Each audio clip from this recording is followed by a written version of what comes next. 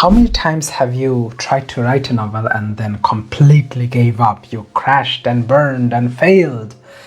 Well, for me, it happened about 3 times. I don't want to continue those novels anymore because the feeling of failure and the experience of failure was so bad that it just gives me trauma just thinking about it. A few of the novels I have put on eternal hiatus, 3 of them exactly.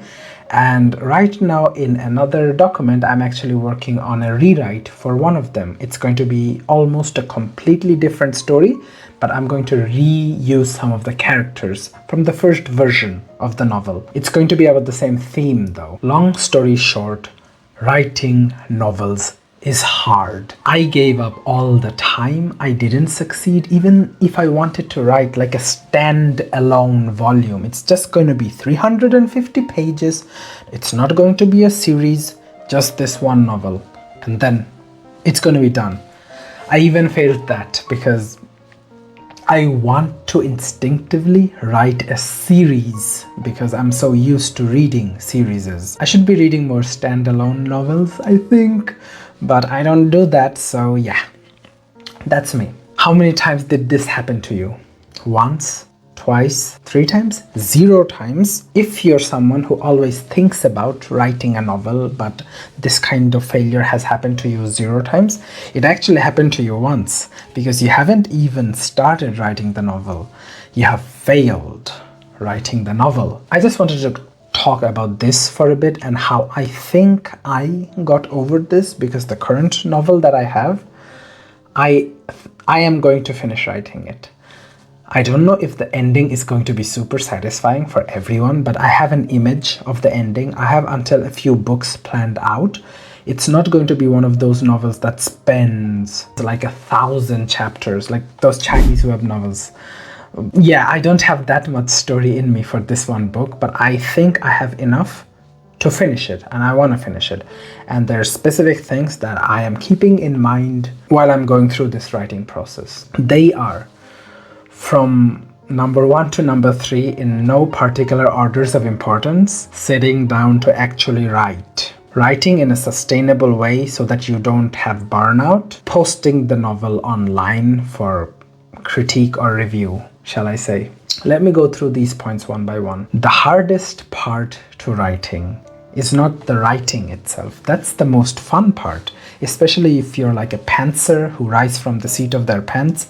Even plotters don't write out the whole novel before writing out the whole novel. They write out plot points and then they write the novel, and that writing process can somehow look like a guided pantsing, and that's really fun too. But sitting down and writing can sometimes feel like such a chore. People have a lot of limiting beliefs. Before I actually wrote a novel, I had been thinking about writing a novel for years. Ever since I was a kid, I wanted to write a novel. Throughout my teenage years, I almost didn't touch it, and I only started writing like when I was like 22, I think. I'm 29 now, so that's like 7 years, 8 years, late 21s, something like that. Before that, I had been thinking about writing for many years. I was translating from Japanese light novels, translating them to English, but I didn't write my own things, even though I wanted to. I thought I was not good enough. My story was not good enough. Who's gonna even read this? English is my first language, but I had been living in Bangladesh for 20 years or 15 years at that point, and I lost my British accent. You know, I used to have a Kentish accent, but I don't anymore. I have to imitate it. I had limiting beliefs about myself, so I didn't start writing. And when I did start writing, I gained different kinds of limiting beliefs about myself. And those sometimes stopped me from writing as well. Sometimes I just felt lazy day after day after day. I am a master procrastinator. English is my first language. Master procrastinator. So I'll be spinning my pen, I'll be, I don't know, doing some weird random shit. I don't play video games though anymore. I'd be reading a lot of different novels, and I just wouldn't be writing my own. Well, That sucks. I think the second novel that I wrote, this is the reason why I stopped, is my readers seem to like the novel. I seem to enjoy it while writing the novel. I didn't even have a Patreon then, so looking at the numbers or the money going down weren't even an issue. I just couldn't bring myself to sit down and write. To be fair, there were some other things going on in my life at the time. They also contributed to that kind of feeling, but I just couldn't sit down. I just couldn't write. For 1 day, for 2 days, that turned into 1 week, 1 month, 6 months. Like I think almost a year since I became sufficiently interested enough in another idea that I wrote down all the plans and plot points, and then I started writing the third novel. But yeah, that's sitting down to write. So there's some stuff that you can do so that you do sit down to write. I think one of the things that helped me is having specific writing targets in number of words. How many words have I written? Not daily, but weekly. For me, that's 4,000 words. For a traditional writer, that might seem like a lot, or not a lot if you're Stephen King, but for web novel writers, this is, well, kind of average, honestly. I know people who write like 35,000 words per week or something, 5,000 every day, even more, even less, who knows. They have more success than me, and rightly so. Another thing that I do is join writing sprints. I don't want to let my friends down, even though I don't have any problems letting myself down. This is someone with an anxious attachment style, my friend. I join the sprints, I write. It's fun. Writing itself is fun. Sitting down to write is not so much.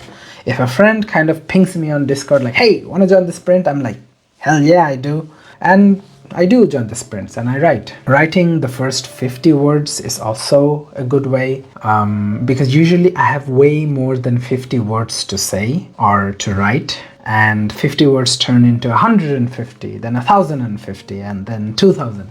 And now I have gone through halfway of my weekly writing goal. Sitting down to write is one of the hardest things to do. You need to have a system that gets you to sit down on the chair and write. Writing at a sustainable pace is number 2 on my list to keep in mind before, well, starting your journey, this novelist journey, shall I say. A lot of people set unrealistic goals. They see on Royal Road people are publishing 7 chapters a week. On their Patreon, they have like 50 chapters of backlog and they're earning a bunch of money. And they think, it's so easy to reach 2,000 words, you know, how hard can it be? Well, I can write about 2,000 words in 1 hour if I'm really in the flow. If I'm not in the flow, on average, I think I can still go through like 1,500 words per hour. I'll have to edit that after writing the story, and that takes some time, obviously. But yeah, I think I have a better than average writing pace. Some authors can write 5,000 words per hour. They're mostly dictating, but some of them are not dictating. They just have that kind of typing speed. Like, it's crazy. Maybe they use touch typing or some other kind of technique, whatever. And they have a huge, like a ridiculous output of chapters, and the chapters are good. So they're not just, you know, pumping out bullcrap. These are actually well thought out stories. And some people see them and, hey, I want to set that kind of goal for myself. And the first month they can actually do that. They're writing all the time. The story is the thing that consumes their mind. It consumed my mind. I had this is a tiny ass notebook, like maybe something like this, a whole notebook filled with plans. This one is also about one of my new stories. Hey, this is the newest story notebook. I drew a map of my story. No one steal my idea. So they set that kind of unrealistic goals for themselves, and they succeed for 1 week, 2 weeks. This can happen with YouTube. This can happen with exercise or weight loss routines. It can happen with how many miles are you gonna run a day. Like, people just set unrealistic goals for themselves that am not capable of well, fulfilling. And then when I inevitably fail, I get disappointed because my expectations weren't realistic. But sometimes I still want to push through, the mind over matter, the body will follow whatever I decide it's going to do, right? And then I push on through, I power through, and then I fail even more miserably. I burn out, I crash, and I just get sick and tired of writing, and I don't write for 6 months, 7 months, 8 months. And that sucks because the experience of failure gets intimately related with that, novel. And there's something in me that just doesn't want to continue it anymore. Even if the readers say the novel is good, you should continue it. I'm like, no, I don't want to. I got burned out by it once. Maybe I'll get burned out by it again, even though that's ridiculous. It's my unrealistic expectations that made me burn out, not the novel itself. So yeah, this time I put a more sustainable pace for myself. 4,000 words per week. Usually I do it in 2 settings. So 2 days to write the novel. I edit the novel in another 2 days.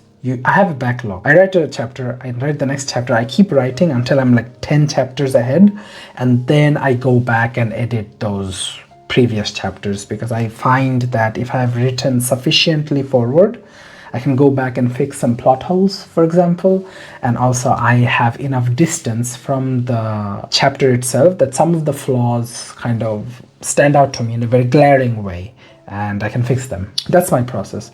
But yeah, sustainable writing. I write when I feel like it. Throughout those weeks, I don't try to set any strict schedules for myself. My MBTI is in ENFP. I'm not gonna explain what that means. I don't even know if you believe in those stuff. It's not like those love languages. This MBTI, I think it's more science-based, but basically I don't like tight schedules. I don't do well with 9 to 5. That's why I'm going through my full-time job is academic in nature. I know myself. I know what works for myself. And you have to find out what works for you. Whether you are more of a strict timetable, everything is on the calendar type of planner, or you're like me, a bit more spontaneous, but not too spontaneous, because too much spontaneity gives me anxiety, and that's not good either. I will do whatever it takes so that I don't get burnout. This is part of the trust between me and the reader. The reader expects to finish reading this story, and I expect to deliver them a kind of a satisfying ending. Not kind of a, fingers crossed, really satisfying ending. And if I get burned out and I quit writing this book, that's gonna suck for both of us. It's gonna ruin my credibility, and it's going to ruin this whole story, right? I don't want a novel that I put so much time and heart and soul and tears even into to get ruined. So I write at a sustainable pace. I avoid burnout.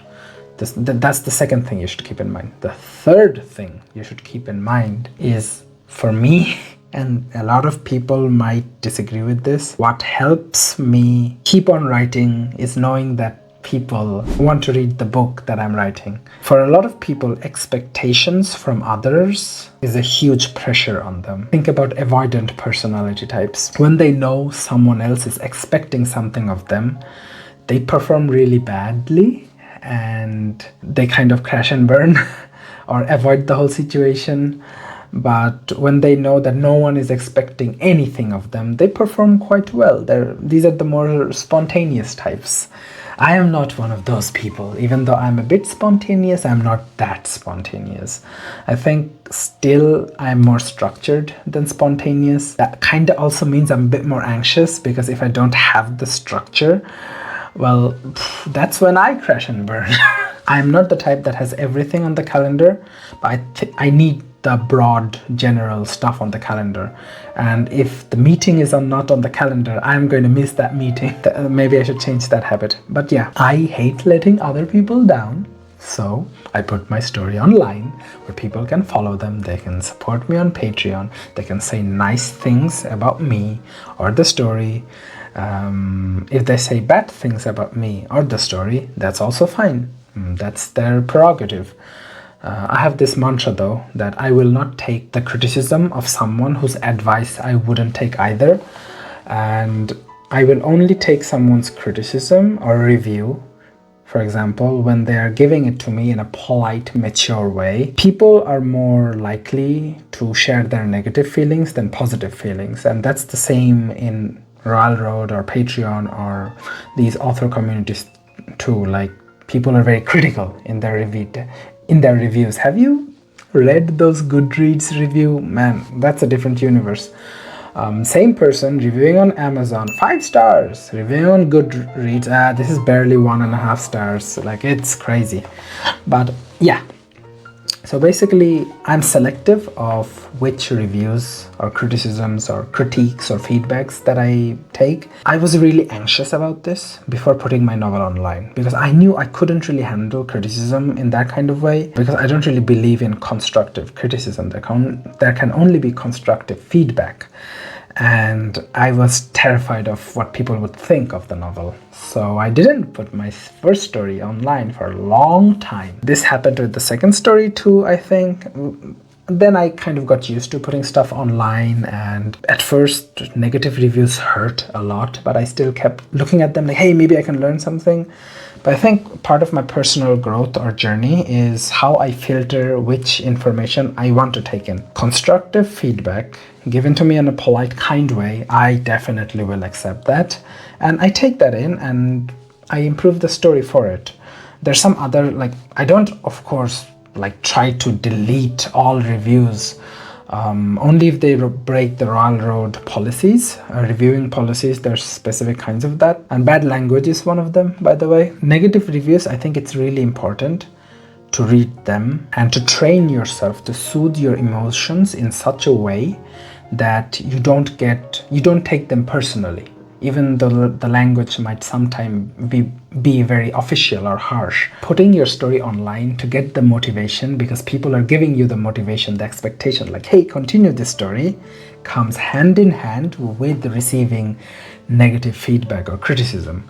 So if you are the type like me who can get energy, who can get, like, I don't know, maybe it's an extrovert thing, but get like more power if other people are, being social with you, they're interacting with you, they're interacting with your story.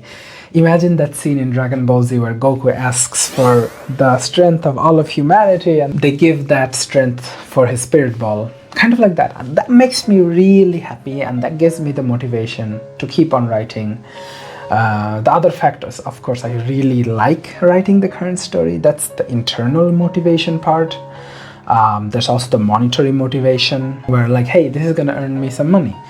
There can be different kinds of motivations, but for the number 3, I feel like putting my story online to receive critique, reviews, and also good comments, very important.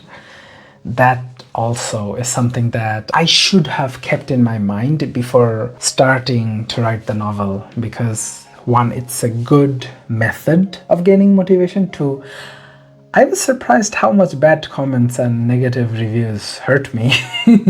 So if I had known about those beforehand, I could have planned in such a way that I couldn't be bullied of writing my story. I couldn't have known that without publishing my novel in the first place.